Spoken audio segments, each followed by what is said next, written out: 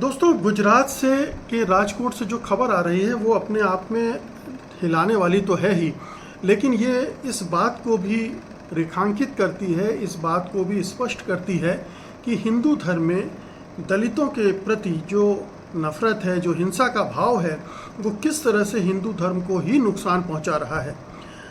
राजकोट के एक दलित कांग्रेस के नेता हैं, वो वहाँ के SC/ST सेल के प्रमुख हैं, अध्यक्ष हैं, राजेश सोलंकी, जिनके बेटे हैं संजय सोलंकी। उनको बीजेपी के MLA गीताबा जाडेजा ने जमकर पिटाई की थी, बुरी तरह से पीटा था।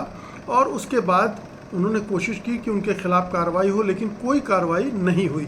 उसके बाद राजेश सोलंकी ने घोषणा कर दी है कि अगर इस MLA के खिलाफ कार्रवाई नहीं हुई, इससे इस्तीफ़ा नहीं लिया गया और इसके खिलाफ कानूनी कार्रवाई नहीं हुई, तो उनका पूरा का पूरा परिवार इस्लाम धर्म को स्वीकार कर लेगा, इस्लाम धर्म को धर्मांतरण कर लेगा।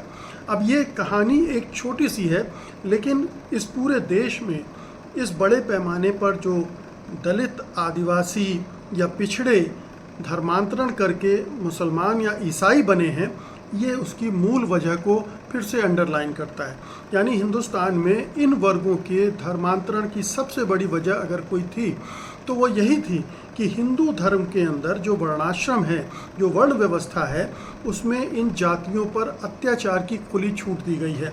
मनुस्मृति का बार बार जिक्र होता है, उसमें ऐसे बहुत सारे प्रावधान दिए गए हैं कि इन जातियों को इन्हीं कामों में लगे रहना चाहिए, और अगर वो उन पेशों से हटते हैं तो उनको दंड भी दिया जा सकता है। और ये दंड दिया जा सकता है, न केवल दलितों के लिए है, शूद्रों के लिए है, बल्कि महिलाओं के लिए भी दंड निर्धारित हैं। तो मनुस्मृति से संचालित जो हिंदू समाज का अपर कास्ट है, जो उच्च वर्ण है, वो किस तरह से दलितों का दमन कर रहा है, अत्याचार कर रहा है, ये एक पुराना इतिहास है। इसका 2,500-3 हज़ार सालों से यही चल रहा है और इसके खिलाफ विद्रोह भी होते रहे हैं।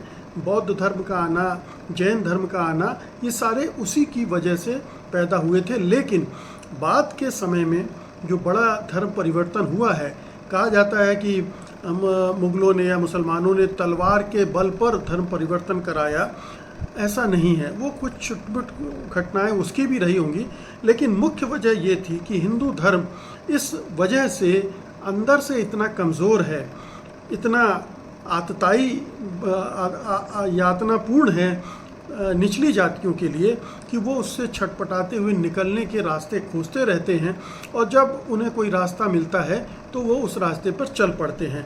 आप देखिए कि बाबा साहब अम्बेडकर ने भी धर्म परिवर्तन किया था, और इसीलिए किया था। हालांकि उन्होंने पहले मन बनाया था कि वो इस्लाम धर्म को अपनाएंगे, लेकिन बाद में उनका मन बदला और उन्होंने बौद्ध धर्म को स्वीकार कर लिया। बौद्ध हो गए थे वो अंतिम समय में। तो ये पूरा इतिहास है। बौद्धों में भी धर्मांतरण अभी भी जारी है, बहुत सारे दलित अभी भी बौद्ध बन रहे हैं, ऐसी घटनाएं देश भर में हो रही हैं। ये और बात है कि ज़बरदस्ती के धर्मांतरण कानून लाद देने के कारण उस पर थोड़ी सा कमी आई है, लेकिन वो धार्मिक स्वतंत्रता का हनन भी करती है। ये कैसी मजबूरी इन पर लादी जा रही है कि वो उस धर्म में रहते हुए तमाम तरह के अपमान सहें, यातनाएं सहें, अत्याचार सहें, और उससे निकल भी ना सकें। किसी धर्म को जिसमें इस तरह की बातें ना हो, उसको अपना भी ना सकें।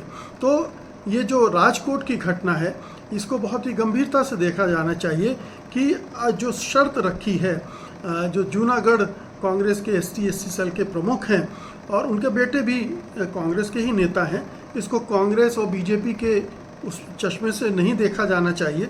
हालांकि देखा जाएगा, क्योंकि मारने वाला बीजेपी का विधायक है और जिसको पीटा गया है, जो दलित है, उसको वो दलित समुदाय से है, लेकिन कांग्रेस से जुड़ा हुआ है। तो इसको आप पॉलिटिकल लड़ाई भी कह सकते हैं। लेकिन यहाँ जाति का जो अत्याचार है, जातिगत अत्याचार, गुजरात में बहुतेरी घटनाएं लगातार पिछले 10, 15, 25 सालों में हमारे सामने आती रही हैं, और ये कोई अनोखी बात वहाँ नहीं हुई है। लेकिन ये विद्रोह अनोखा है। ये जो चेतावनी दी है वो अनोखी है कि अगर उन्हें न्याय नहीं मिला, उस एमएलए के खिलाफ कार्रवाई नहीं हुई तो वो धर्म परिवर्तन कर लेंगे। बहुत बहुत शुक्रिया आपका, धन्यवाद।